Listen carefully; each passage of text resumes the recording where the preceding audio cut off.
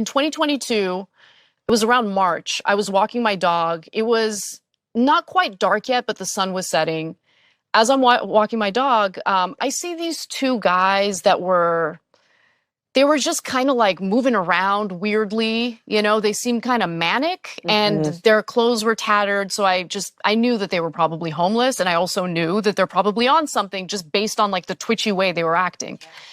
But living in LA, I mean, there's homeless people everywhere, right? So I've never had problems. I didn't think anything of it. But as I was bending down to pick up my dog's mess, one of the guys like grabs me by my hips and he had an erection. Oh God. And just starts like humping me. And I didn't know what to do. Like I was terrified. I didn't have a weapon on me. Yep. Like I had no way of defending myself. I didn't know how far it was going to go because it's two guys. I'm by myself with my little dog. It was one of the most terrifying things ever because I'm pretty good at defending myself. In that moment, I just knew there was no option. No way. Yeah. Yeah.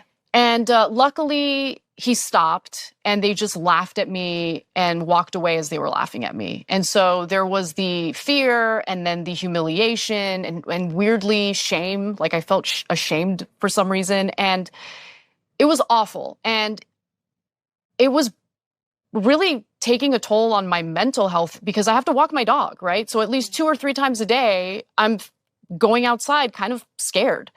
And so I opened up about this on the show, not really thinking much of it. And before I knew it, I'm starting to get these messages and it's like really, really harsh stuff. And it's about how you are painting a picture of the homeless community. You know, how could you be like this? You know, these are your unhoused neighbors and they need help. A few people accused me of being racist when I had never disclosed the race of the individuals who did this to me. And in fact, they were white. And so like when they started accusing me of being racist, I'm like, wait a minute.